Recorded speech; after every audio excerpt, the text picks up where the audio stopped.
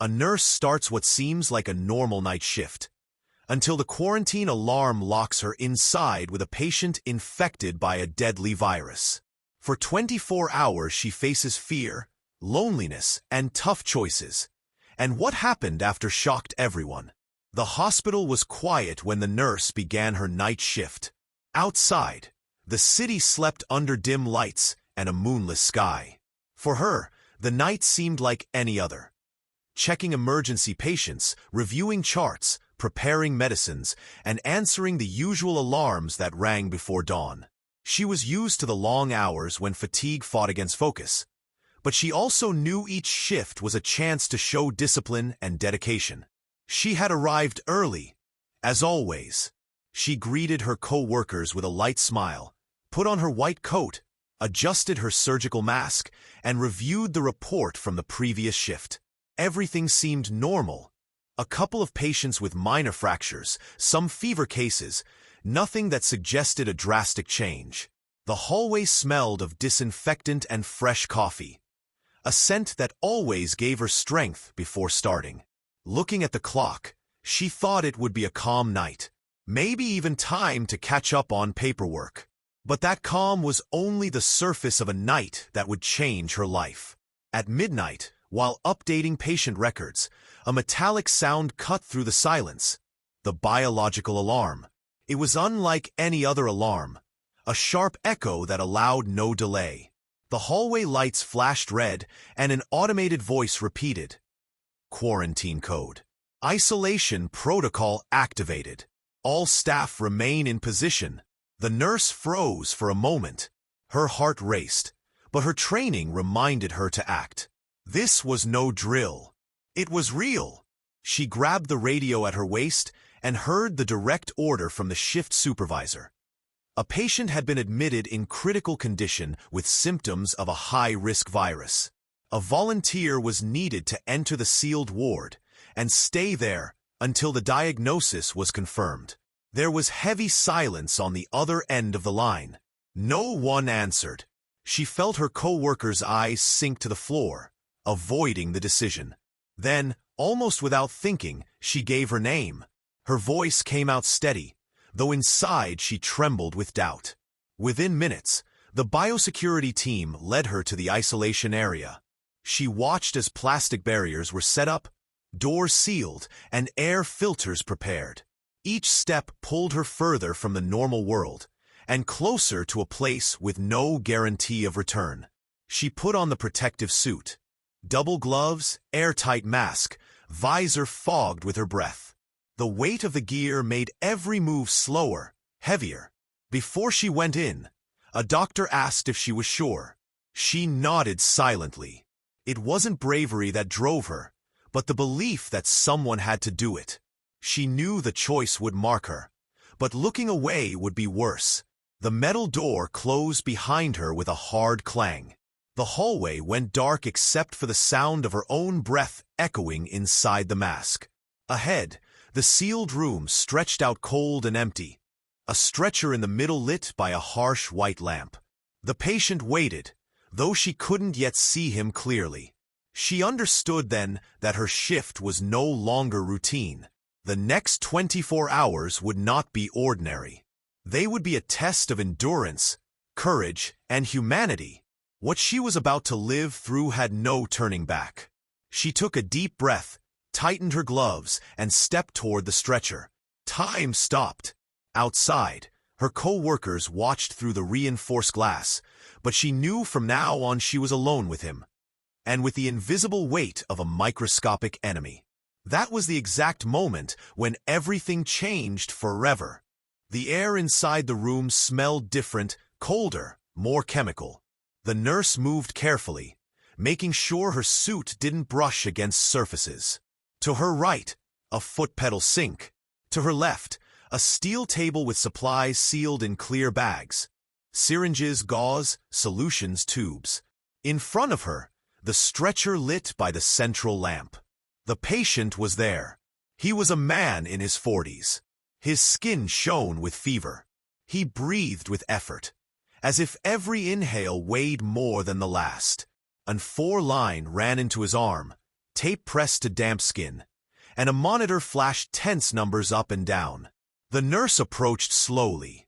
She checked his ID band, confirmed allergies, read the rush notes left by a doctor before leaving.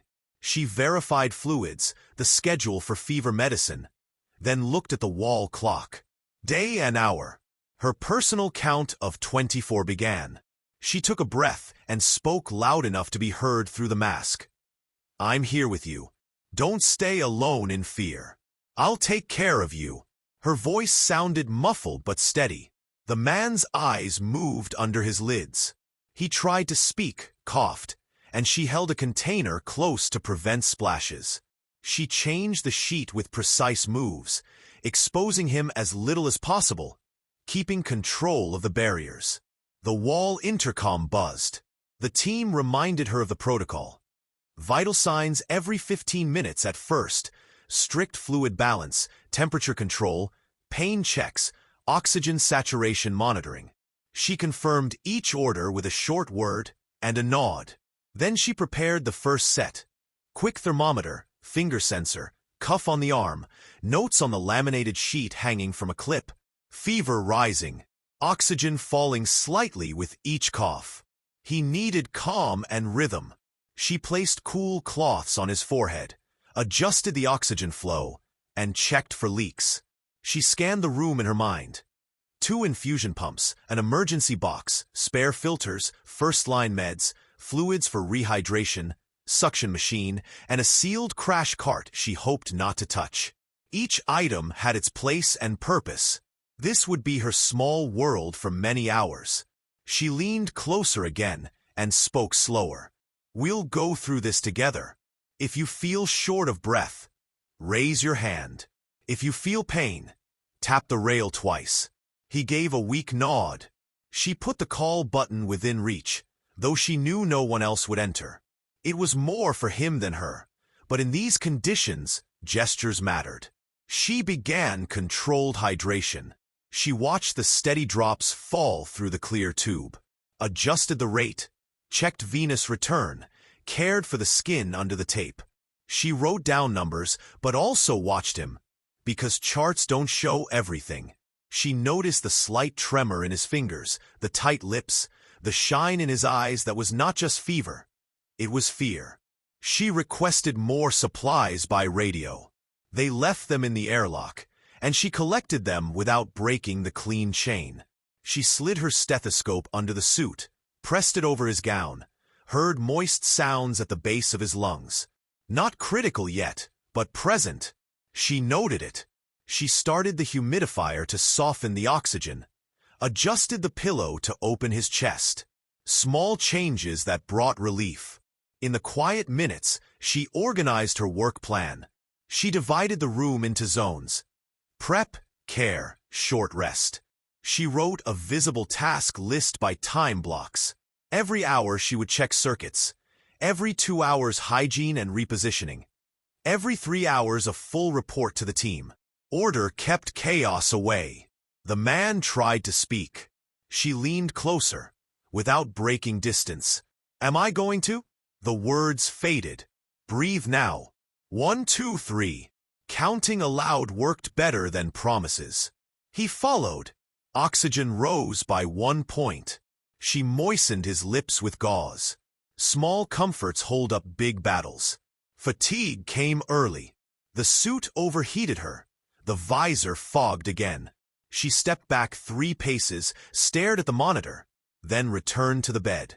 Few pauses, just enough to keep her hands steady. Every gesture cost energy. Every mistake could have weight. She was the only one inside.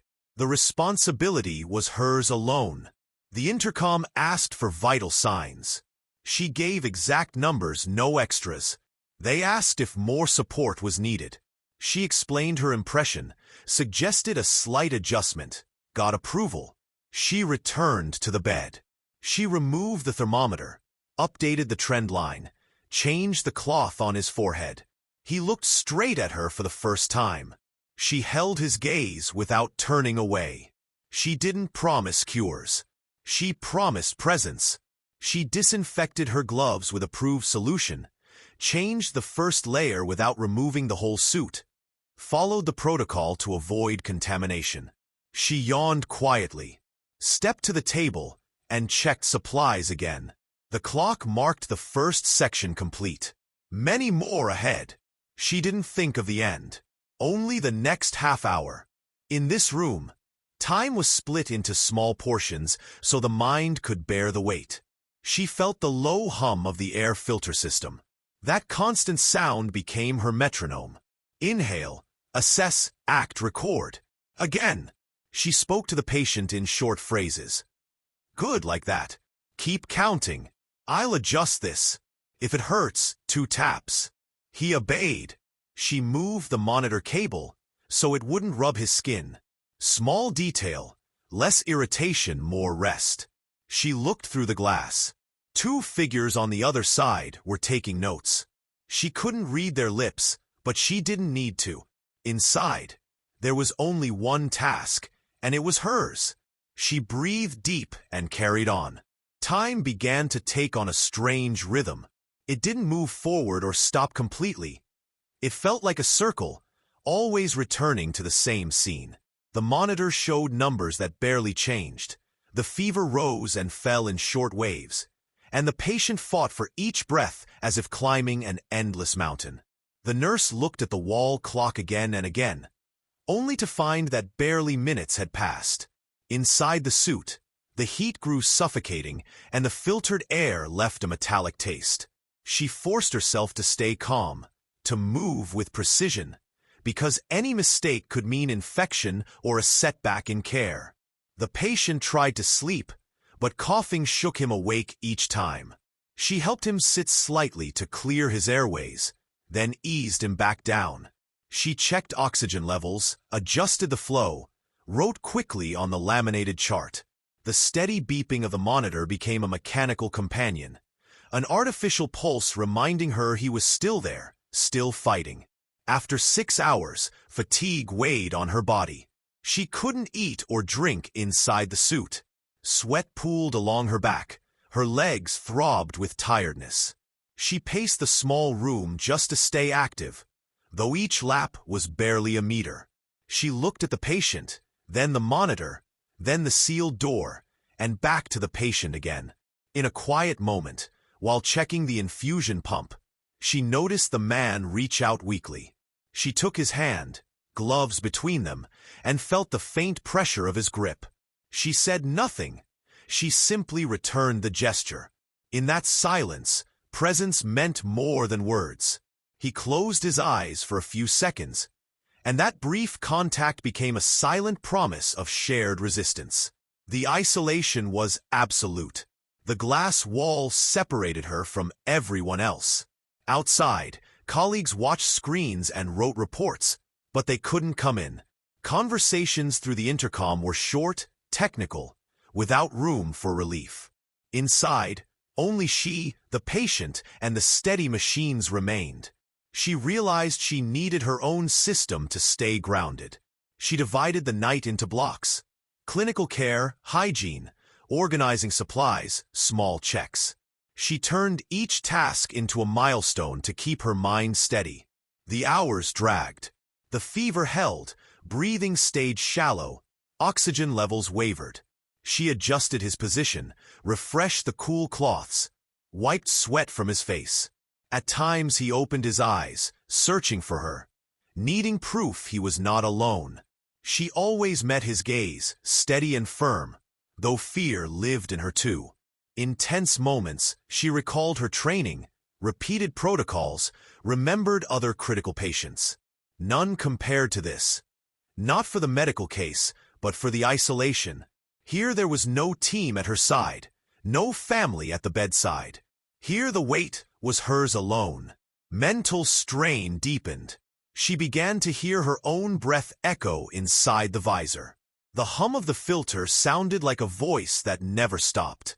She closed her eyes for a second, then opened them to confirm all was in order.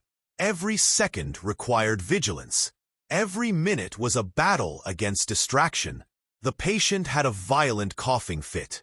She quickly suctioned secretions, checked oxygen, Increase support as instructed. The monitor screamed until she adjusted the flow. Slowly, he stabilized, left exhausted and gasping. She asked him to count with her, slowly, to 5. He managed barely. A small victory, but still a victory. At 12 hours, she noticed her mind slip into autopilot. Her hands moved, numbers were logged, instruments arranged, all with mechanical precision. Yet inside, she knew she was fighting an emotional battle as heavy as the physical one. Loneliness pressed as hard as fatigue, and uncertainty about the virus shadowed every thought. To hold steady, she spoke quietly to the patient, even when he slept. She told him what she was doing. Now I adjust this, now I check the line, now we change position. It kept the bond alive, and also kept her focused. Sometimes he responded with a small gesture, sometimes not. But the imagined dialogue became part of the care. The clock crept forward. Each hour felt doubled, and in that thickened time, the nurse understood she had to continue, step by step, without thinking yet of the end. The only certain thing was that the night had only just begun. It was just after 3 in the morning when everything began to turn.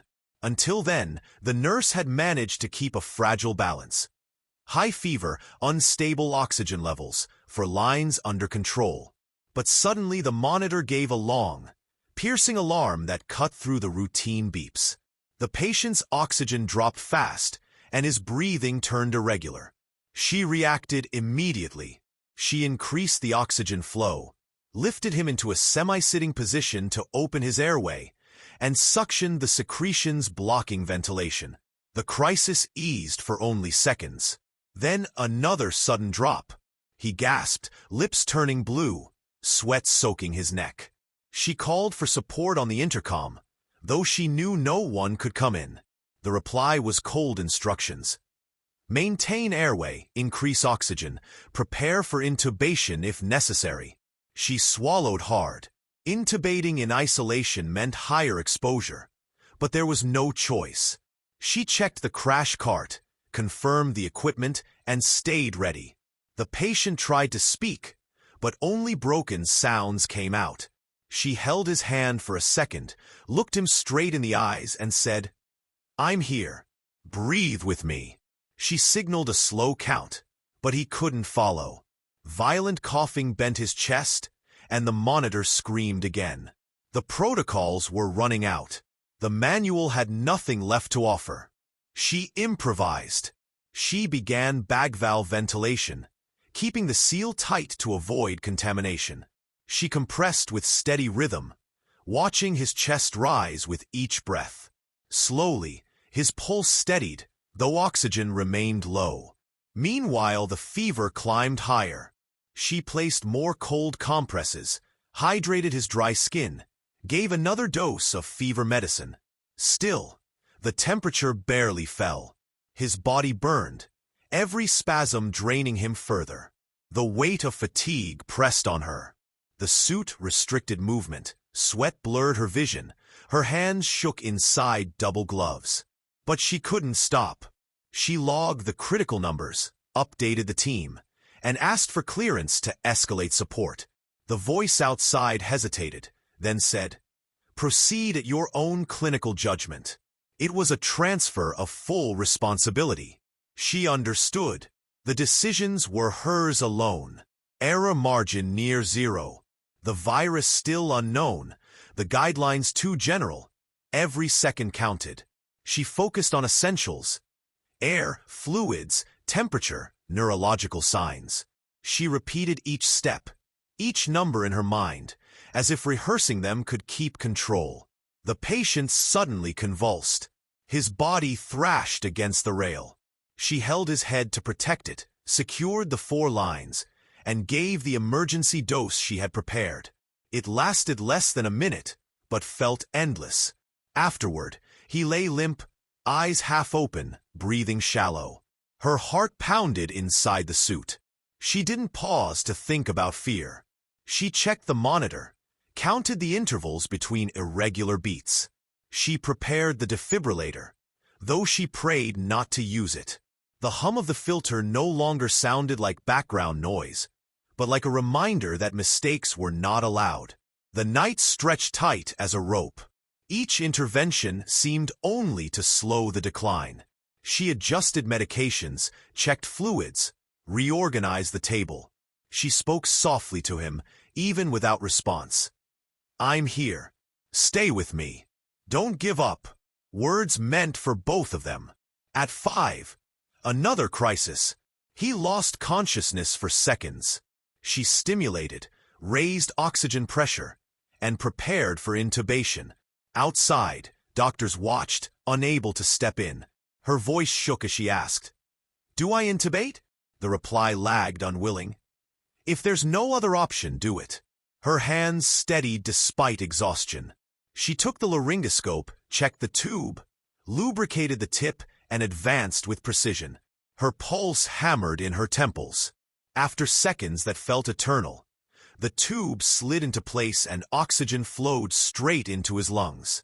The monitor showed slight improvement. She exhaled relief, but kept her guard. The crisis revealed how fragile things were. The protocols had failed too soon. Now only skill, instinct, and endurance remained. Dawn broke outside the windows, though no light reached the isolation room. For her, the night was not time. It was a battlefield. She knew harder hours were still ahead. Worst of all, she realized that despite everything, the patient was slipping faster than any manual had ever predicted. If this story has you hooked, don't forget to subscribe, turn on the bell, and hit like so you won't miss what's coming next. Your support helps us keep sharing more stories like this. Let's continue. Dawn did not bring rest. Only a faint light slid through the hallway window, unseen by the nurse still trapped inside the sealed room. She had survived the hardest hours of the night, but the battle continued. The patient remained intubated on assisted breathing, and though the monitor showed some stability, every number seemed held by a thin thread, always ready to snap. Fatigue was setting in. She had been locked inside for more than 15 hours, without food, without water, without a real break. The suit pressed on her shoulders, sweat soaked her clothes, and her visor fogged with each breath. Still, she could not give in. Every move had to be precise. She forced herself to walk from one side of the room to the other, to stretch her legs, to remember that hours still remained before she could leave. The patient showed slight improvement in the early morning. His oxygen rose a few points. The fever dropped a little after the last dose of medicine, and his skin regained a bit of color. The change gave her a moment of relief. She allowed herself to believe that maybe the treatment was working. She leaned over the bed and whispered, though he was unconscious, "Keep fighting. It's not time to let go yet." But calm did not last. A new blood pressure crisis disrupted the readings. She adjusted fluids, checked electrodes, and confirmed that no connections had loosened. Every small error could mean a setback. She used supplies carefully, knowing that what she had inside the room was limited. She had requested more 4 bags, but the airlock was slow to deliver them. She checked her stock. Enough for now, but just barely. Fatigue clouded her mind. At times her hands seemed to move on autopilot, the beeping of the monitor blending with the pounding of her own heart. To stay focused, she spoke aloud each step. Check pressure. Adjust drip. Verify temperature. Routine became a mantra that kept her from distraction. By midday, the patient gave an unexpected sign. A faint twitch of his fingers, as if trying to respond. She took it as resistance. She treated it as a message, an anchor. She spoke firmly. "You're doing well. Don't give up." Even if it was only a reflex, she chose to turn it into hope.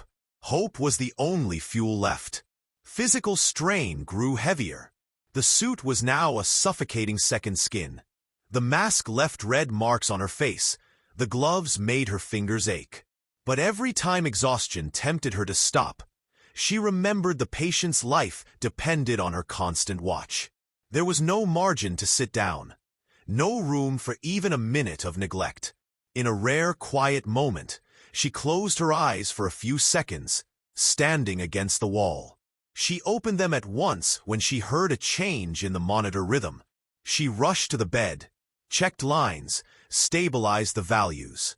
Everything returned to range. That tiny pause had nearly cost too much.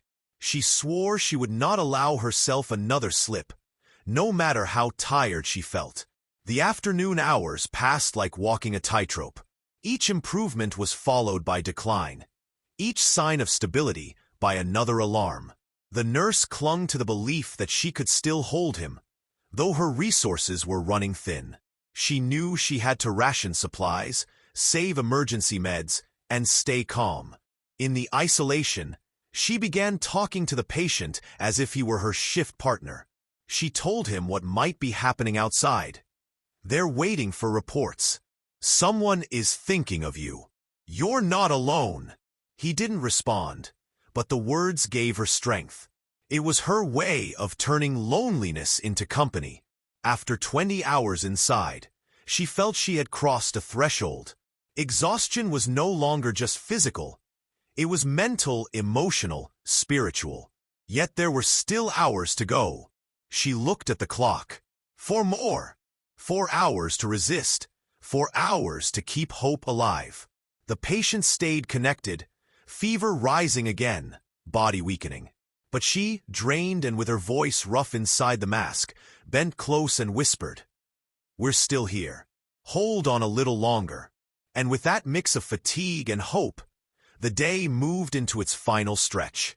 The clock showed just past 6 when the nurse noticed a final change. It wasn't a sudden drop like before, nor a simple parameter glitch. It was a steady, unstoppable decline that no intervention could reverse. The monitor's curve slid downward, and no adjustment made it rise again. She leaned over the patient, checked the lines, increased oxygen, adjusted the 4. The steps were the same as always, but this time there was no response. His chest barely moved under mechanical support. His lips had lost the faint color that once gave her hope, and his skin turned pale in a way that did not suggest recovery. Almost by reflex, she called for help through the intercom, though she knew no one could enter. The voices on the other side repeated instructions, but every word felt useless. She had already done it all. She tried emergency measures, gave the last dose of supportive medication, performed chest compressions on a body that was fading. The monitor's beeps merged into one sharp, continuous tone. The moment stretched like eternity. She didn't stop after the first failed attempt. She repeated cycles, tried again and again. She knew that under normal circumstances a full team would be here, taking turns, making decisions together. But here she was alone with a patient slipping away in front of her, carrying the heavy certainty that nothing more could be done. Finally, the monitor showed a flat line. The assisted breaths became only mechanical movement without life behind them. Silence filled the room, broken only by the constant hum of the filter system. The nurse lowered her hands, breathed deeply inside the mask, and kept her eyes fixed on the man's face. She did not cry. She couldn't. Only a long sigh escaped, fogging her visor once more. She marked the time in the record. Her handwriting shook. Death confirmed. Each word weighed like stone. For an instant, she rested her forehead against the edge of the bed. She hadn't beaten the virus, hadn't saved his life, but she had kept her first promise. He had not died alone. Through the glass, she saw the team in the hallway lower their eyes. No one spoke. The intercom stayed silent, as if everyone knew there were no words left. Minutes passed like hours until the light over the airlock turned green. It was the signal that isolation was over. The nurse walked slowly toward the door. She checked the patient one last time, pulled the sheet over his body, and switched off the monitor. She didn't want the flat tone echoing in her ears as she left. With her gloved hand, she touched the bed's edge in a final silent goodbye, then turned toward the exit. The decompression system started. A stream of air swept through the chamber, stripping the suit of invisible particles. The process lasted several minutes. She stood still, eyes fixed on a point on the wall, thinking of nothing. When the second door opened, the corridor was completely silent. No applause, no congratulations, only solemn faces showing exhaustion and respect. She removed her visor and mask step by step, following protocol. Her face was marked red from the straps, damp with sweat. A doctor handed her a bottle of water, but she didn't drink right away. She only held it, as if needing to remind herself she was outside at last. The hospital awoke in an unnatural calm, a silence covering everything. The nurse walked down the hall, the weight of the hours pressing on her body. Her legs stiff, shoulders heavy, mind saturated. She had left the room, but the confinement stayed inside her. In the break room, she dropped the suit in the biohazard bin and sat in a metal chair. She closed her eyes, heard her own unfiltered breathing, and grasped the full weight of what had happened. There was no victory, no relief, only the tomb-like silence of a lost battle. Outside, the sun had risen, but for her, dawn brought no light. It brought only a deep emptiness and one certainty. She had given everything in her power, and still, the virus had taken another life. The official confirmation left the hospital quickly. A written report, signed and sent to the administration, was enough for the news to spread at the same speed as rumors in times of fear. Before the nurse could even shake off the feeling of the suit on her skin, voices in the hallways were already whispering about the first confirmed case and a virus that could not be contained. The hospital directors met at once. They ordered stricter protocols, tighter controls at entrances, suspension of visits, restricted movement between wards, and more staff on permanent duty. The workers received the message with a mix of unease and resignation. Some quietly wondered if it was worth the risk to stay. Others tightened their gloves in silence and kept working. Meanwhile, the city was beginning to find out. A short announcement on local radio lit the alarm. Patient dies under suspicion of highly dangerous virus. Authorities reinforce containment measures. That single sentence was enough to stir unrest. At markets, people whispered. On the streets, many rushed home. In schools, messages from worried parents circulated quickly. The news had crossed the hospital's walls and now belonged to everyone. The exhausted nurse was called to give her testimony. She was asked for a detailed report of every intervention, every hour, every decision. She recounted the facts in a quiet, steady voice, stripped of emotion, with the precision the situation demanded. She added no opinions, only data. Those listening knew that behind the cold words was a heavy emotional weight, but no one dared to interrupt. Hours later, the media had the story. Headlines spoke of a 24-hour quarantine, the sacrifice of a health worker, and the danger of a deadly virus still without an official name. Some reports exaggerated, others minimized, but all agreed on one point. The city was facing an event without precedent. The hospital became a guarded place. Police and health teams blocked entrances while reporters waited for statements. Cameras searched for the nurse's face, but she stayed inside, silent, avoiding attention. She did not seek the spotlight. She had given everything for a patient who didn't survive, and though many wanted to make her a symbol, what she felt was only exhaustion. Still, the story left its mark. Colleagues looked at her with new respect. Some embraced her quietly when they could. Others, unable to hold back, told her, "You did what no one else would have done." She answered only with a brief nod. For her, the only truth was that a man had died, and she had been there, holding on with him. Local authorities used the case to justify tougher measures. closing public spaces, checkpoints at transport terminals, and neighborhood-wide prevention campaigns. People reacted with fear. Some locked themselves at home. Others rushed to stock up.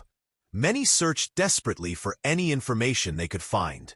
What had happened in that sealed room was no longer an isolated event. It had become a shadow stretching over everyone. The nurse returned home at dusk. The walk was short, but it felt endless.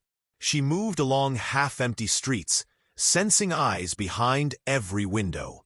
At home, she washed her hands in a careful ritual, looked at herself in the mirror, and barely recognized the face marked by confinement.